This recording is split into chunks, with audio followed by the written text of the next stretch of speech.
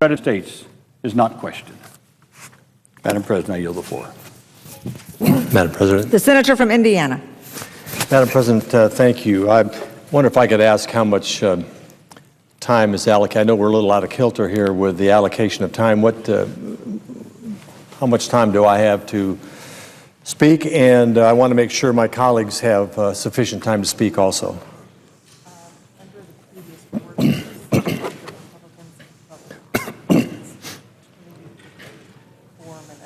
Under the previous order, the Republicans control the next 24 minutes. All right. I will not begin to use that amount of time. I think I can use 10 or less and then leave some time for my colleagues. I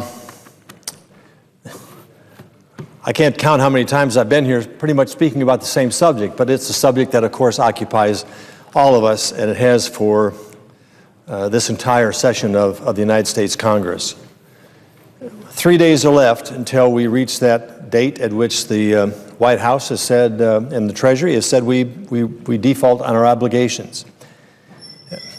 Right now, we are debating on a Saturday night over a bill that's already been defeated in the Senate by a very substantial vote, including with Democrat support, debating a bill that we know will not pass here. The irony of being charged with filibustering the majority leader's bill, the Reid bill, is somewhat bizarre given the fact that Republicans are willing to give Senator Reid and Democrats a vote on this bill as soon as they want it.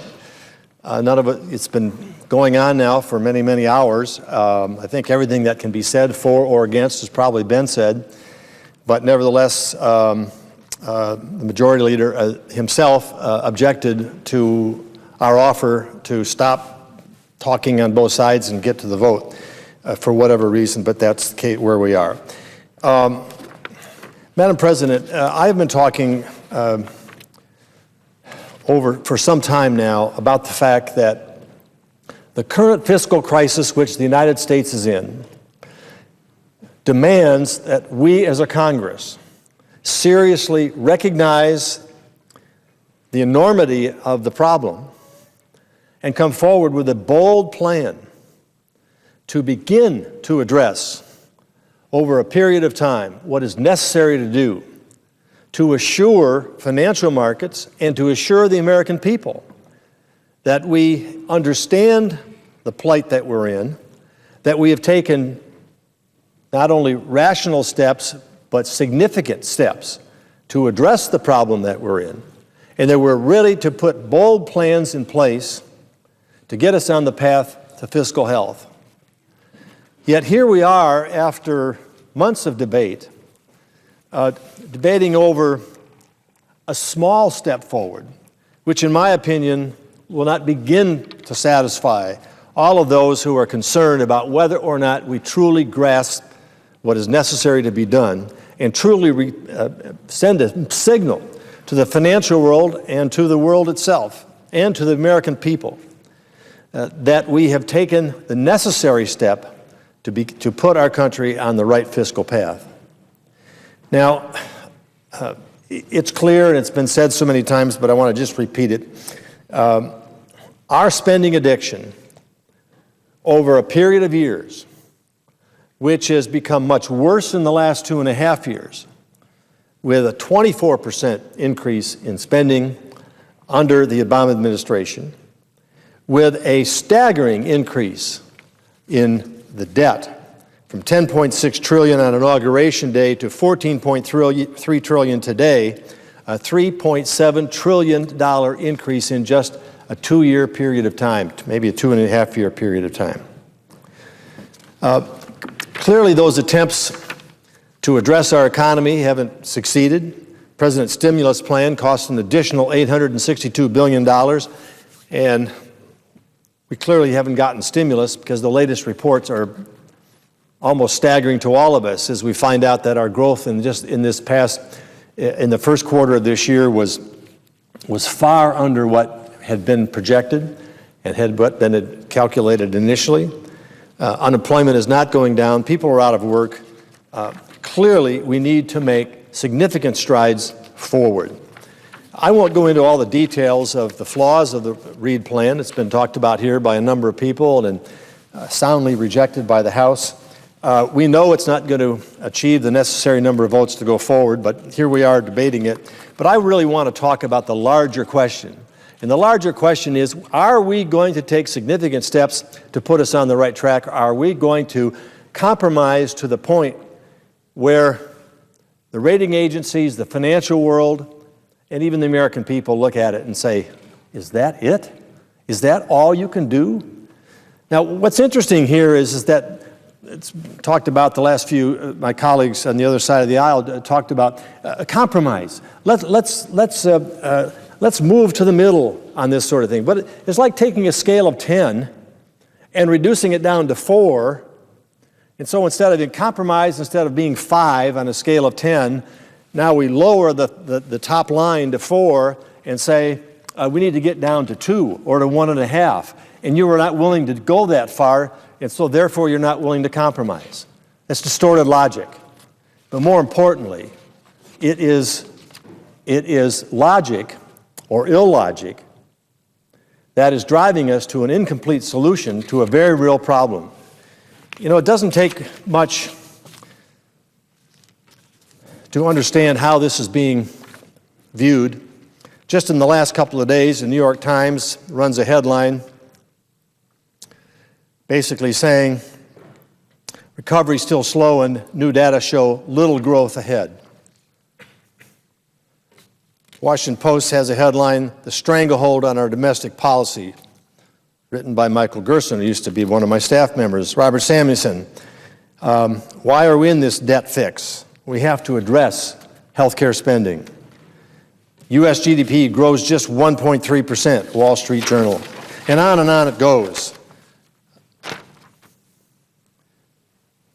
My own view of this, which is not because I'm a brilliant economist, I'm not. And not because I'm a financial analyst, I'm not.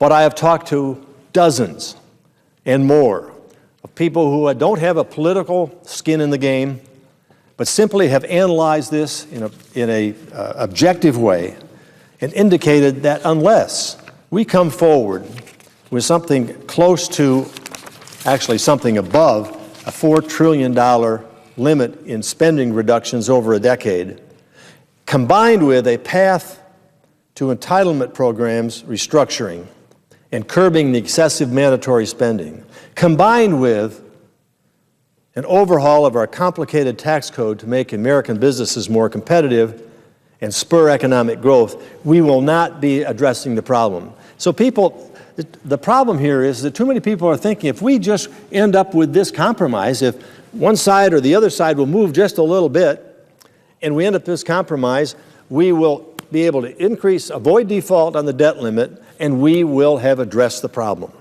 And for those who say, well, no, it's step 1, and we can address it in step 2, the balance that we weren't able to do here, I don't think the American people have much confidence in that when we come forward and say, we will have a group of senators and congressmen on a divided basis between Republicans and Democrats, sit down and then report something to us, and that'll solve the problem.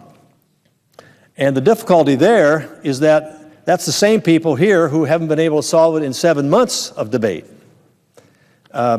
Sometimes with Democrats and Republicans engaging in those debates. I don't think it's going to be solved because we may arrive very much at the same stalemate that we've risen after this 7 months of debate.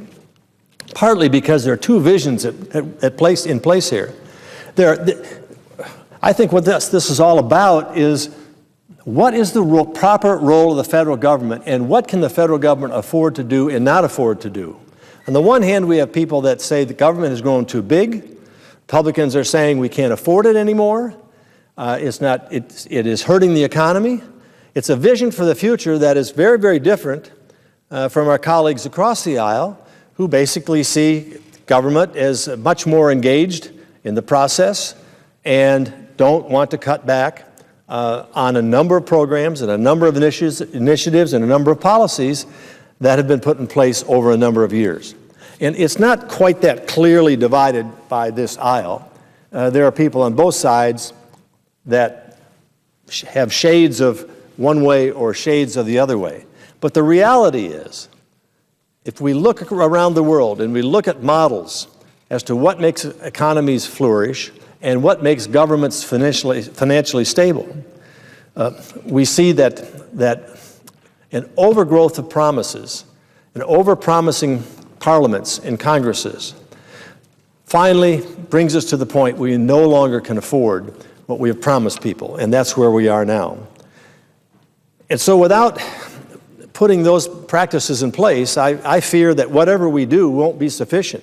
We'll get the downgrade anyway, and we may get a precipitous action that puts us in a far different, a more difficult situation than it would have been had we come forward with something significant now, at a level at which those who are analyzing this say they've got it, they're serious about it, they've locked it in, they've made sure it can't be overturned, and this is where we're going, and we have injected certainty into the future. Even though some of that certainty is painful, it will be rewarded, I believe, with support because it is sufficient to take the necessary first step. Now, knowing 3 days away, we're 3 days away from default, I propose that if we can't come to an agreement on something of sufficient size, we should provide an extension, short term, whether it's 4 weeks, 6 weeks, 8 weeks, a short-term extension, guarantee that we won't default, put the amount of money on the increase in return for, on the increase in the debt ceiling in return for equivalent amount of spending cuts, and give us some time to come together and do what I have outlined here, or something close to what I've outlined here, so that in the end we do not have an immediate default. We do have a commitment to go forward and put something of substance in place and give it one last shot. Maybe I'm a starry-eyed optimist. Maybe I'm just hoping that whatever we do here can be built upon and brought to the point where it will become effective, rather than fearing that what we do will be relegated as a step far too short to address the problems of our time. Madam President, I